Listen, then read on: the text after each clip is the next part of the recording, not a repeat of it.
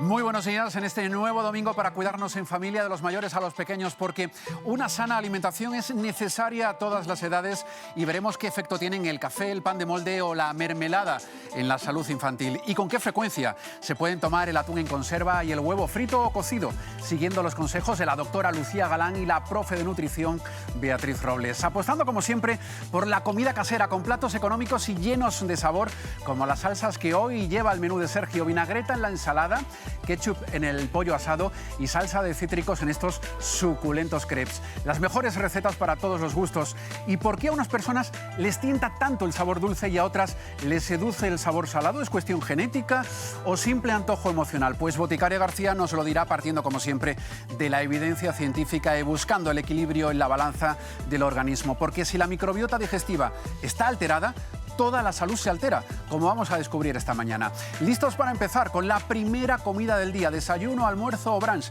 como este delicioso taco de boniato con pavo y mozzarella, acompañado de una dulce tortilla de frutos rojos. Puro sabor y pura energía.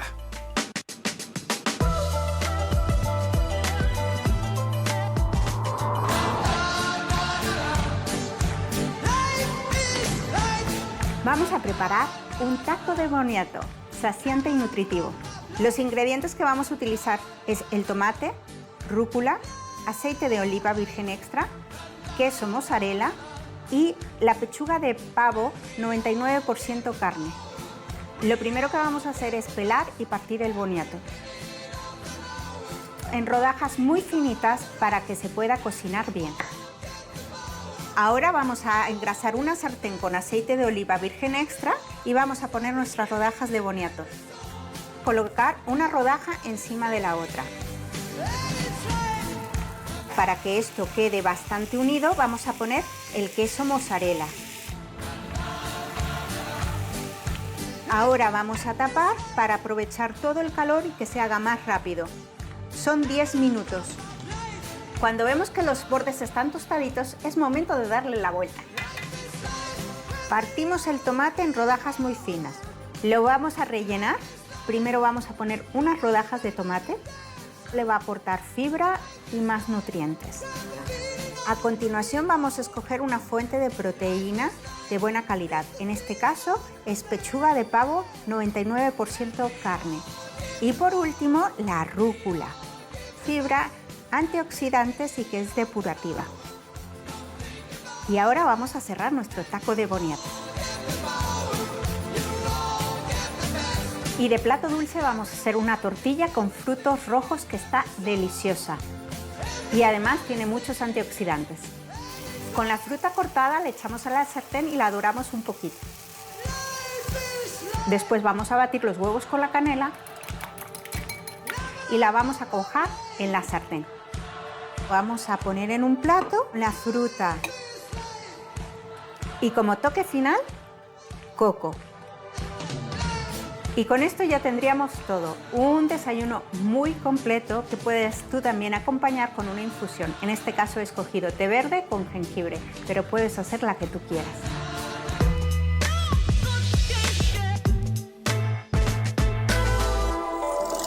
Todo cuenta en el éxito de una receta: su cocinado, la vajilla, el emplatado y la materia prima de la guarnición a la salsa.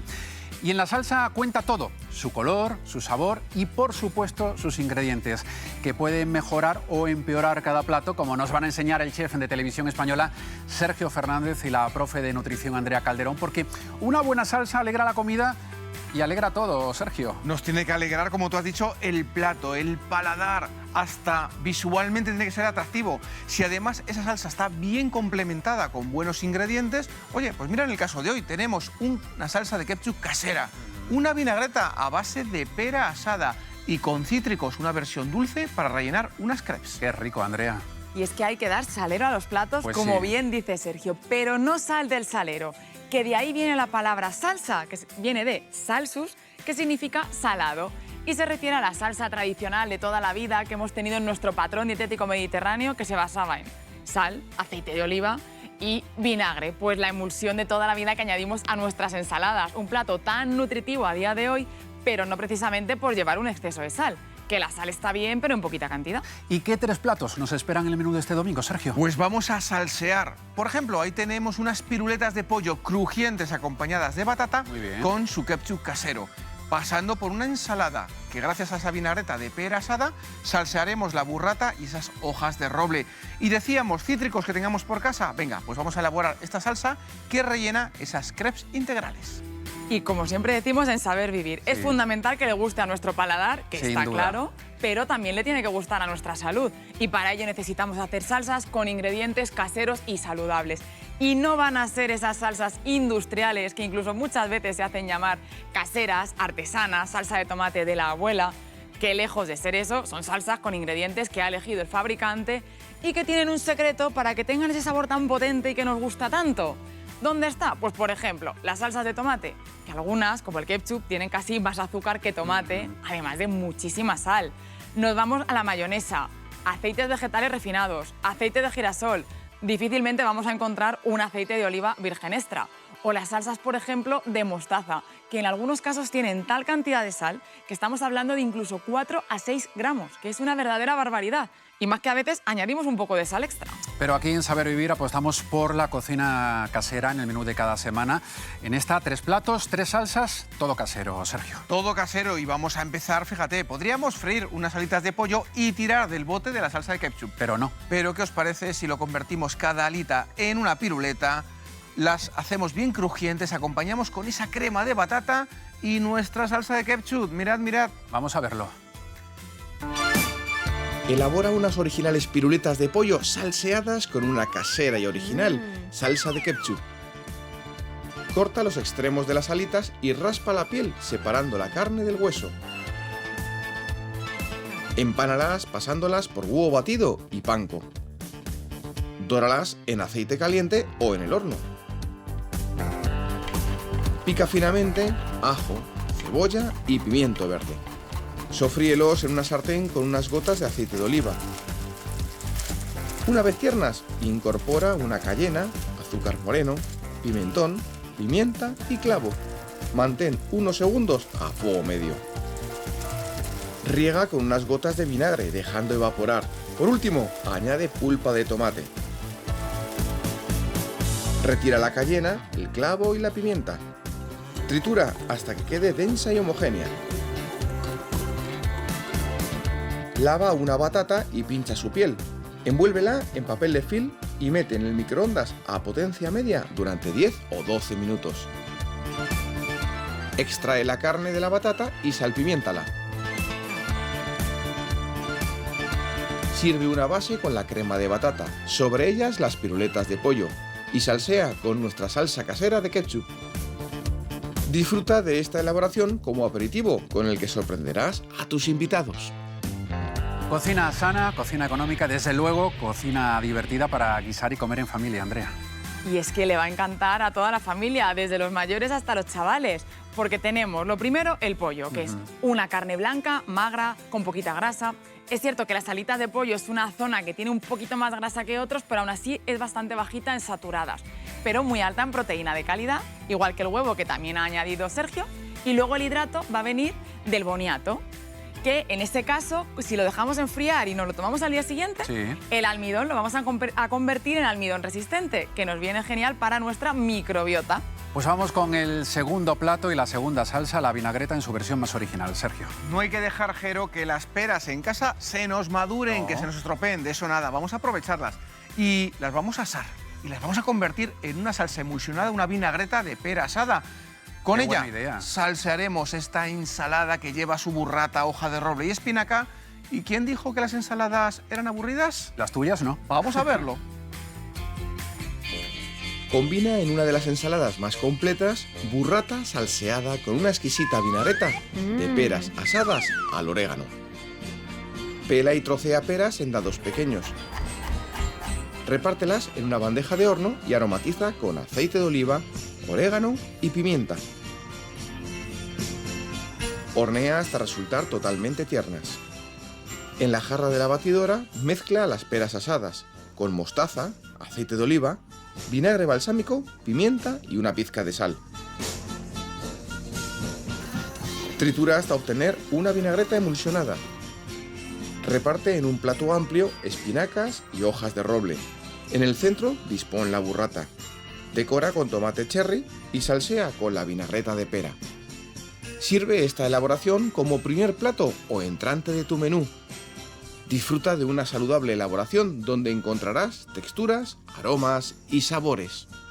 Que no falte nunca una ensalada a la mesa, por lo menos en la comida principal de cada día, Andrea. Ensaladas en la mesa siempre, y si están tan ricas como esta que ha preparado Sergio, más. Sin duda. Además tenemos la burrata con su aporte proteico y de grasas saludables y con muchísimo calcio y muchísima vitamina D, que va a complementar con los vegetales, los tomates cherry y sobre todo las verduras de hoja verde, hoja de roble, espinacas, que tienen mucha vitamina K y también la vitamina B9, que son los folatos, que cada vez está habiendo más deficiencia en población general, por lo que no nos viene nada mal complementando los antioxidantes del aceite de oliva. Y nos queda el tercer plato con una salsa casera dulce que lleva fruta, y con fruta siempre decimos aquí que se disfruta.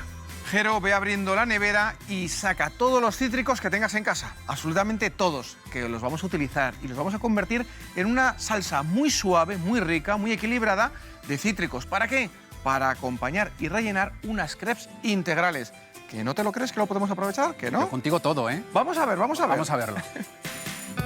Saca el máximo partido a los cítricos y elabora una cremosa y aromática salsa para rellenar unas crepes integrales. Mezcla en un bol una cucharada de azúcar y harina integral. A continuación, incorpora un huevo y bate enérgicamente. Aromatiza con ralladura de naranja, lima y limón. Riega con aceite de girasol y por último incorpora 125 mililitros de leche.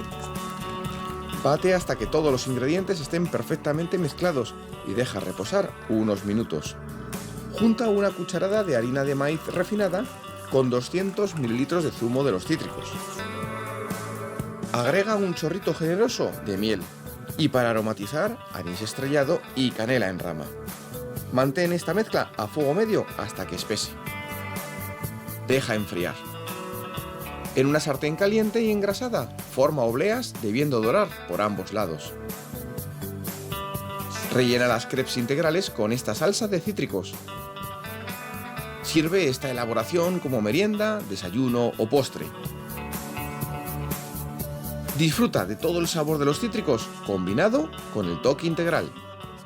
Me gustan los crepes, me gusta la salsa y seguro que le gusta a nuestra salud, Andrea. Y es que cómo no le va a gustar, Jero, a nuestra salud la fruta y más de postre, que siempre va a ser la mejor opción. Pues sí. Y sobre todo con estos cítricos tan cargaditos de antioxidantes, calorías tan nutritivas, que ahora solamente nos queda gastarlas con la mejor salsa de todas, que es la que no se come. Ah, claro, la salsa que no se come, pero se baila a ritmo de mambo, cumbia o bachata, ¿no? Con cualquier música, pero se puede cocinar bailando, ¿no, y Sergio? con este ritmo los platos desde luego que salen mucho más ricos y nuestro paladar se pone más contento. Pero recordad, si saboreas la vida... Te comerás el mundo y a ritmo de salsa seguro que sabe mucho mejor. Gracias, Andrea y Sergio. A ti, Jero. Sin ejercicio no hay salud, tengas la edad que tengas, porque todo se puede practicar adaptado a tus condiciones físicas, como esta clase de CrossFit para chavales y chavalas de más de 60 años. Y mirad qué bien les sienta.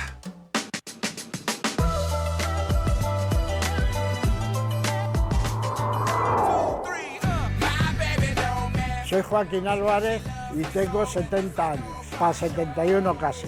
Y llevo aquí desde el mes de abril del año pasado. Buenos días, ¿qué tal estáis? Muy bien. Bienvenidos a la clase de las 9:30. Vamos a entrenar, vamos a divertirnos. CrossFit realmente es para todo el mundo. Aquí tenemos una clase enfocada para gente que empieza desde cero y en esta clase personalmente hay un montón de gente, más de 65 años, y lo que tratamos es que entrenen igual que el resto. Se sientan seguros, que estén cómodos, que no dependan de otras personas. Imagínate que tú en tu casa te caes. Eres una persona mayor, estás fuerte, te levantas y ya está. Realmente ellos hacen lo mismo que un chaval de 25 años, pero adaptado a sus necesidades. Kini, tienes la misma flexibilidad que un azulejo, ¿eh? ¿Qué pasa, macho? Saca los codos para adelante, vámonos para arriba. Eso es. Y saca la cabeza para afuera. Saca... Eso es. 3.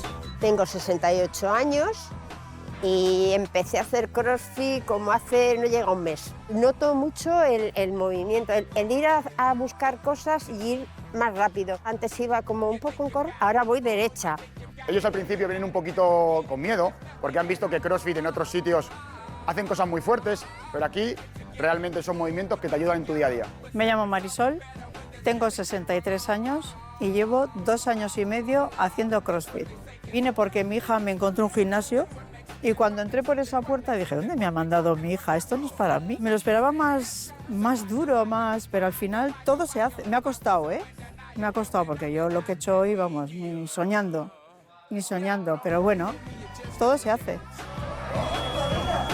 Me llamo Carmen y voy a hacer ahora en mayo 67 años. Normalmente, cuando se llega a esta edad, te jubilas, dejas el trabajo, porque yo estaba trabajando.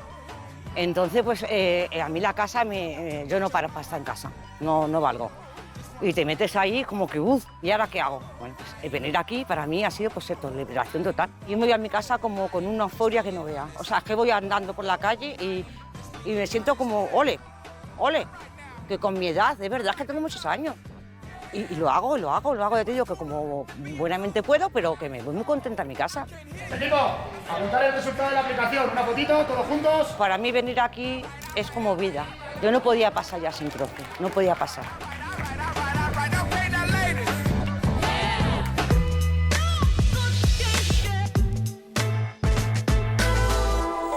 Ejercicio hay que hacer todos de la infancia al final de la vida, igual que comer bien si queremos darle buena salud a nuestro organismo. Y no tomar cualquier alimento envasado sin saber realmente cuál es su composición, porque no todos son igual de nutritivos y saludables, como nos van a aclarar nuestra experta Beatriz Robles y la doctora Lucía Galán, especialista en desmontar bulos sobre salud infantil, que están muy arraigados en la tradición familiar, o de dudas cada vez más habituales como la del café, ¿verdad? ¿Cuándo empezar a tomarlo y en qué cantidad? Porque tomar un poquito tampoco será tan malo. Bueno, pues depende de la edad, porque aquí las recomendaciones sí que son muy claras. La Academia Americana de Pediatría desaconseja el consumo de cafeína en niños menores de 12 años, que aquí no solamente está incluido el café, también están incluidos los refrescos que llevan cafeína y las bebidas energéticas que multiplican por 3 la cantidad segura de cafeína en los niños. Así que, ojo, entre los 12 y los 18 años, no más de 100 miligramos de cafeína al día, y eso supone, pues, más o menos un café.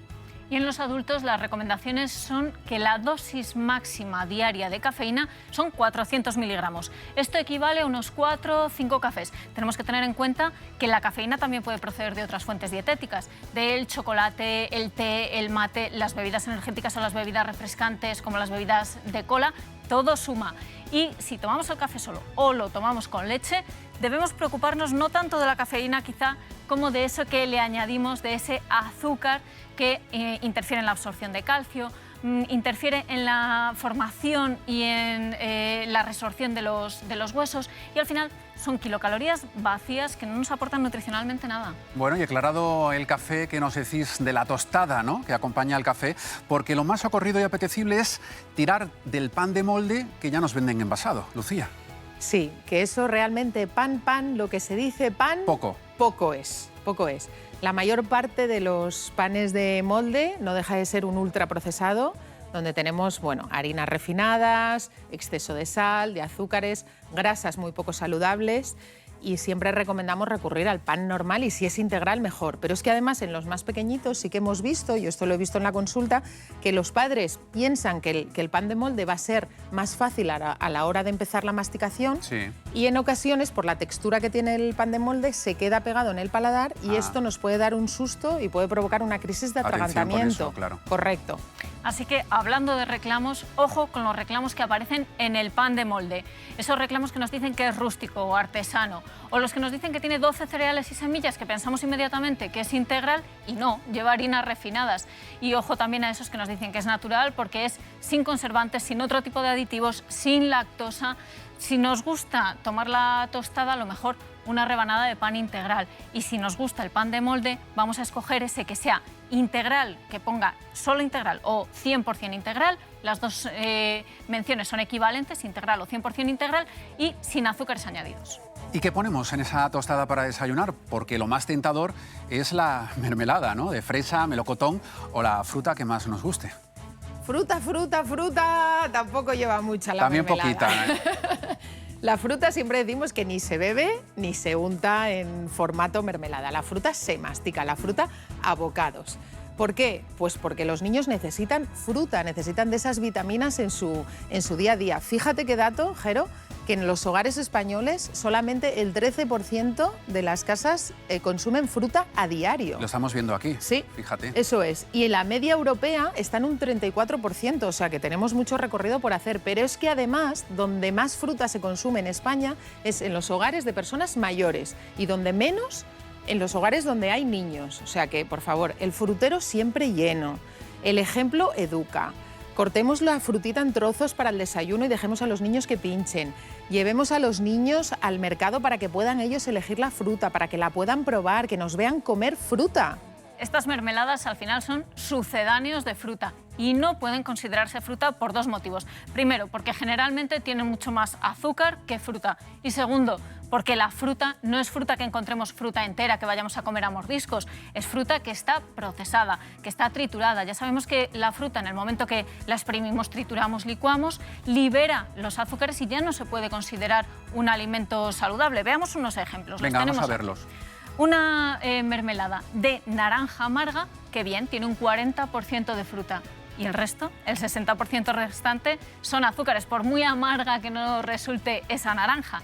Tenemos otra mermelada de tomate extra, mermelada extra. Bien, como pone la palabra extra, ya tiene que llevar un poco más de fruta, pero nos encontramos con que tiene un 55% de fruta y el resto es azúcar.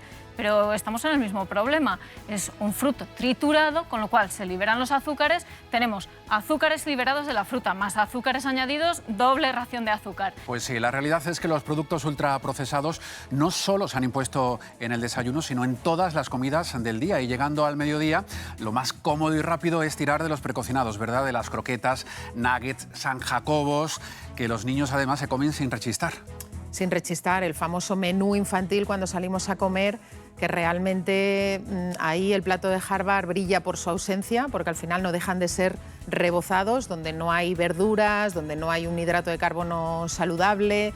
Y el problema que tienen los ultraprocesados es que cuando los niños tienen una dieta rica en este tipo de alimentos, se acostumbra ese paladar y con el tiempo empiezan a rechazar alimentos naturales como puede ser la fruta, la verdura, las hortalizas, las legumbres, porque les resulta muy poco atractivo y no se puede competir con el sabor ultra intenso del ultraprocesado. Además, sabemos ya que el consumo de ultraprocesados a largo plazo, además de producir obesidad, aumenta el riesgo cardiovascular, aumenta el riesgo de trastornos mentales, fíjate esto qué curioso, con lo cual los niños, pues nos vamos a un restaurante, un menú para todos, adaptamos las raciones que pedimos a las edades que tienen nuestros niños, a las texturas de lo que pueden masticar y que nos vean a todos comer nuestro plato de ensalada, nuestra fuente de proteína que puede ser un pescadito para todos, el postre que podemos pedir siempre nuestro melón o nuestra piña troceada y insistir una vez más que el ejemplo educa. Y vamos a poner ejemplos. Vamos a poner ejemplos, porque si vamos a la letra pequeña, vamos a ver que nos encontramos, por ejemplo, en esos nuggets y vemos que son nuggets de pollo. Y nos fijamos en la lista de ingredientes y resulta que tienen solo un 30% de pollo. Por eso cuando vamos, por ejemplo, a mirar la letra pequeña, la cantidad de proteínas, nos encontramos que tienen un 10% de proteína. Claro, mucho menos de la mitad de proteína que tiene el pollo. ¿Por qué? Porque el 70% restante, lo que no es pollo, son harinas refinadas, almidones e incluso azúcar. Si vamos a otro ejemplo, las típicas varitas de merluza. ¿Quién no las ha comido alguna vez, verdad? Se comen tan bien, están tan ricas y nos encontramos que tiene un poquito más de ese ingrediente reclamo, de la merluza, un 55%, pero nos pasa un poco lo mismo, que nos fijamos y tiene muy poca proteína, tiene más grasa que la merluza, hasta 3 veces más de grasa, cuando al final la merluza, por definición, es un pescado blanco que es muy alto en proteína y muy bajo en grasa. Y por ese bajo contenido de grasa que tiene la merluza, siempre se ha recomendado para niños y mayores cuando andas mal de la tripa con una gastroenteritis. Efectivamente, ¿cuántas veces hemos escuchado eso de la agüita de arroz y el pescadito, la pescadilla hervida? Muchas. Bueno, pues las recomendaciones han cambiado en los últimos años. Antes es verdad que había unas recomendaciones muy restrictivas a la hora de la dieta en los niños con diarrea, incluso se recomendaba hacer ayuno y se recomendaban este tipo de alimentos. Ahora ya sabemos que cuanto antes empiezan a comer los niños, antes se recupera la mucosa intestinal, pero es muy importante que no les demos ni ultraprocesados ni alimentos azucarados, como pueden ser zumos o cualquier alimento que lleve mucho azúcar, porque eso provocaría un aumento de la diarrea, algo que llamamos diarrea osmótica. Entonces, los padres padres dirán, entonces, ¿qué le puedo dar a mi hijo si está con diarrea? Pues realmente puede comer prácticamente de todo, siempre y cuando sea saludable. Oye, que le apetece una patatita chafadita, hervida, con un poquito de garbancitos que hemos hecho el día anterior, o le apetece un poquito de pan con un poquito de aceite, y a lo mejor pues una tortillita francesa, que no hay ningún problema en que coman una tortilla francesa, que los huevos también tenían una fama malísima y ahora ya sabemos que los niños pueden comer su huevo en tortillita, eso sí, un huevo pequeño, recomendamos en la infancia, pero no hay ningún problema, ¿verdad, Beatriz? No, desde luego, una tortilla francesa que podemos enriquecer incluso echándole una latita de atún que tiene muy mala fama por su contenido en mercurio, pero el atún que se utiliza en las latas tradicionalmente es más pequeño, o sea que acumula menos mercurio, y comer 1 o 2 latas a la semana es perfectamente seguro. El huevo cocido o en tortilla va a ser mucho más digerible y ojo a los acompañamientos del huevo, a esa salsa de tomate frito, a esas patatas fritas, que las compañías, como en la vida, en la alimentación, cuentan mucho y vamos a escoger unas buenas compañías para nuestra salud. Y en Saber Vivir siempre damos buena compañía con la mejor información. Gracias, Beatriz y Lucía, por estar con nosotros. Muchas gracias, Jero. Por la boca entra la salud, por eso hay que vigilar lo que comemos, especialmente las tentaciones, de la bollería a los aperitivos salados. ¿Y por qué a unas personas les tira tanto el dulce y a otras les seduce el sabor salado? ¿Serán los genes? Pues Boticario García nos da la respuesta. Mitos fuera.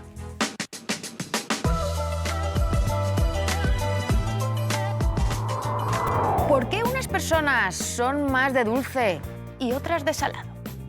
Ser de dulce o de salado tiene más enjundia de lo que pensamos. Depende de factores genéticos, neuroquímicos y psicológicos. En primer lugar, tenemos genes golosos. Los estudios de asociación del genoma humano completo han identificado varias regiones del genoma relacionadas con la preferencia por el dulce y con la ingesta de azúcar. Esto puede hacer que algunas personas sean más sensibles al dulce que otras. Sin embargo, es importante aclarar que el hecho de que esté escrito en nuestros genes no es un determinante para que nos volvamos locos por el azúcar. En segundo lugar, podemos generar hipersensibilidad del receptor opiáceo. ¿Esto qué significa? Si durante mucho tiempo consumimos alimentos dulces, muy palatables, muy sabrosos, se pueden liberar repetidamente en el cerebro opioides endógenos. Son unos compuestos que nos producen placer y esto puede provocar hipersensibilidad del receptor opiáceo. Porque si le damos mucha caña, nos va a pedir más y esto puede hacernos entrar en un eterno bucle en deseo continuo de alimentos dulces. En tercer lugar, los factores psicológicos y emocionales nos afectan. Las experiencias pasadas, el estado de ánimo, el estrés pueden afectar también a la percepción que tenemos del sabor dulce y al hambre emocional. Algunas personas pueden recurrir a alimentos dulces para manejar el estrés o para mejorar su estado de ánimo. Por suerte, puedes hacerle una entrevista a tu hambre para averiguar qué tipo de hambre es. Y si te pide chocolate, tienes una buena pista. El consejo de Boticaria. Seas de azúcar o de pan, vigila el hambre emocional.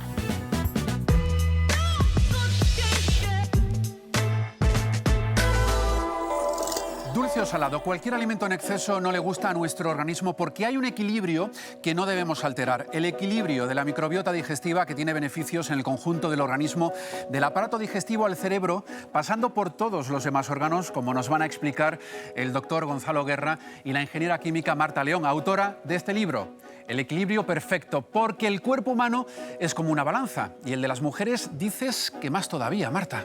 Claro, y para conseguir el equilibrio tenemos que tener en cuenta el factor hormonal, porque al final las mujeres, bueno, pues las hormonas se nos cuelan, ¿no?, por todos los rincones. No es lo mismo estar ovulando que menstruando para nuestra microbiota, ni tampoco estar embarazada o estar pasando por el climaterio. Al final, cuando hay un desequilibrio hormonal, esto puede trascender también al equilibrio de nuestra microbiota y al contrario lo mismo. Cuando hay un desequilibrio en nuestra microbiota, eliminamos peor y esto nos lleva a más inflamación e incluso más dolor menstrual.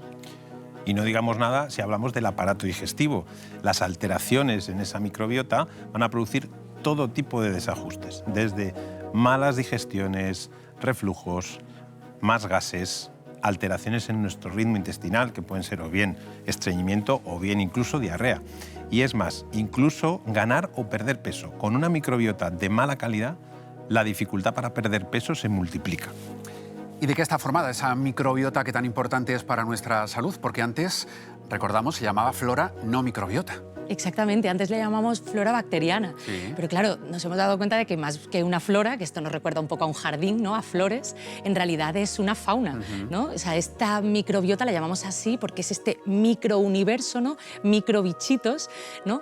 Compuestos, bueno, pues de bacterias, de virus, de muchísimos microorganismos, y tenemos que cuidarlos independientemente de cómo la llamemos, ¿no? Claro. Pues repoblando pues, lo que necesite y también alimentándolos con fibra. Y la cantidad de microbiota es muchísimo más de lo que nos imaginamos. De hecho, nos gusta decir que ya no somos un organismo, sino somos un superorganismo. Nosotros más todo lo que tenemos dentro. Que en microbiota son hasta 2 kilos de materia. Tenemos más bacterias en la microbiota que células en el cuerpo. Imagínate. O sea, esa cantidad de bacterias aumenta mucho a medida que progresamos en el tubo digestivo. El 95% de esta microbiota va a estar en el colon. Por lo tanto, si se altera, todo el proceso digestivo en el intestino se va a alterar también, claro. Pues vamos a buscar entonces ese equilibrio perfecto dentro del organismo, cuidando esa granja de bacterias amigas de nuestra salud. Gonzalo, ¿cuál sería el primer paso?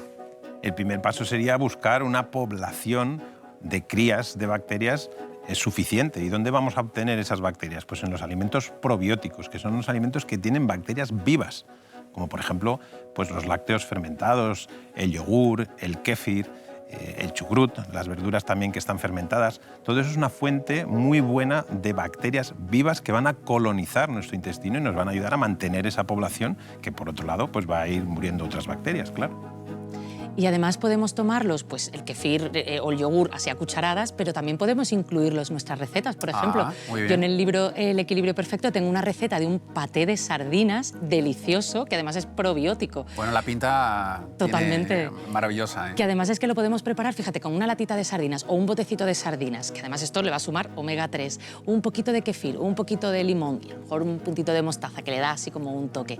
Y con esa carga probiótica más ese omega 3, pues oye, nos va a venir fantástico no solamente para nuestra microbiota, sino para nuestra salud hormonal también. Y si los probióticos se encargan de repoblar la microbiota, de hacerla crecer, ¿qué hacen los prebióticos? Los prebióticos es lo que da de comer a nuestra microbiota. Una vez que tenemos esa población de crías, pues hay que mantenerlas, hay que alimentarlas. Igual que a nosotros nos ha apetecido la receta que nos acaba de contar, pues a las bacterias nuestras les apetece comer. ¿Qué comen las bacterias? Comen fibra.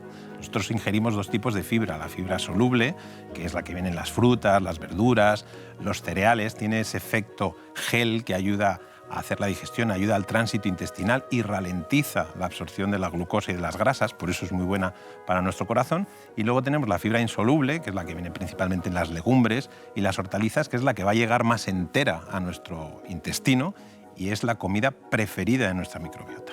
Yo tengo, por ejemplo, en el libro, ¿no?, El equilibrio perfecto, una ensalada de lenteja pardina cocida deliciosa, que además, al no ser cocida recientemente, pues por ejemplo, si la compramos en bote o si la hemos preparado el día anterior, encima va a tener almidón resistente, que es mucho más prebiótico todavía. Y si jugamos en el aliño, por ejemplo, añadiéndole un poquito de kefir, pues además la hacemos prebiótica y probiótica, lo cual es mucho más interesante. Y para mejorar la salud de nuestra microbiota, también se ha puesto últimamente de moda las enzimas digestivas. ¿Son una buena solución? Las enzimas no dejan de ser unas proteínas complejas que nos ayudan a digerir los alimentos. Vamos a necesitar enzimas pues, para digerir los hidratos de carbono, las proteínas, la lactosa, el gluten. Es verdad que si añadimos o disponemos de una gran cantidad de enzimas digestivas, puede ser que nuestra digestión sea un poquito menos pesada o que ciertos alimentos, como por ejemplo pues lo que hemos dicho, la lactosa, nos sienten un poquito mejor. Pero no es la solución. La solución es hacer una dieta rica en fibra, rica en vegetales, en frutas, que es lo que a nuestra microbiota le gusta y le va a hacer estar más sana, no las enzimas, sino esa dieta. Y huir completamente de los ultraprocesados, las harinas refinadas, los azúcares, que eso es lo que no le gusta ni un poquito a nuestra microbiota. Nada de nada. Claro, y en realidad sería mucho más interesante si nos lo preparamos nosotros, porque ahí ya sabemos que las tentaciones por lo menos van a ser más saludables. Por ejemplo, nos podemos preparar un pudín de chía con cacao, como una de las recetas que tengo en el libro, del equilibrio perfecto, que además de delicioso es saludable. Pues hacemos un pudín de chía con chía, que ya sabemos que nos va a venir fantástica para mejorar el tránsito intestinal, el cacao, que es delicioso. Qué rico. Y de esta manera, pues oye, por lo menos hacemos que la tentación sea no solo deliciosa, sino también saludable. Y si le gusta la microbiota, seguro que le gusta a nuestra salud. Gracias, Marta y Gonzalo. Gracias a vosotros, Jero. Cuidemos la microbiota con una dieta sana y si nos damos un capricho en forma de bollería, que sea de manera ocasional y disfrutando de la pastelería artesanal, como estas rosquillas de San Froilán que no llevan gluten. Con su receta nos despedimos hasta el domingo que viene. Feliz semana y cuidaos mucho.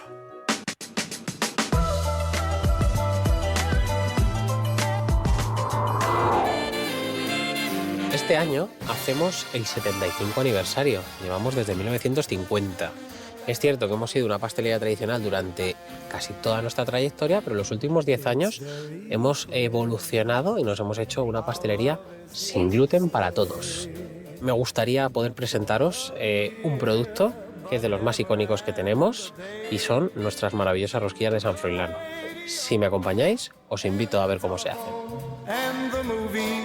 Los ingredientes para hacer estas maravillosas rosquillas son harina de arroz, almidón de maíz, azúcar, sal, huevos, mantequilla y leche. Para elaborar nuestras maravillosas rosquillas de San Froilán necesitamos poner en un cazo eléctrico la leche, la mantequilla, el azúcar y la sal. Para que vayamos disolviendo todo, y una vez esté disuelto, añadimos las harinas de golpe y todo caliente. Para escaldarlo hacemos una bola. Con esa bola nos vamos a ir a la batidora en la que le añadiremos los huevos. Importantísimo ir añadiendo los huevos muy poquito a poco con el fin de que la masa tenga la textura adecuada. Una vez elaborada la masa, la metemos en una manga pastelera con boquilla rizada y las ponemos en un papel de horno con el fin de que las podamos echar a nuestra sartén que previamente tendrá con aceite de girasol.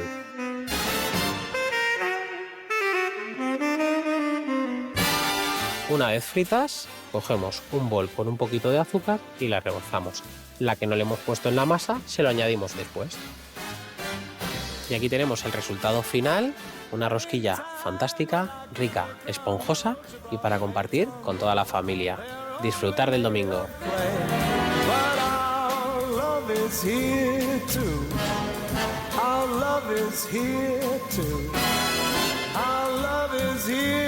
To stay.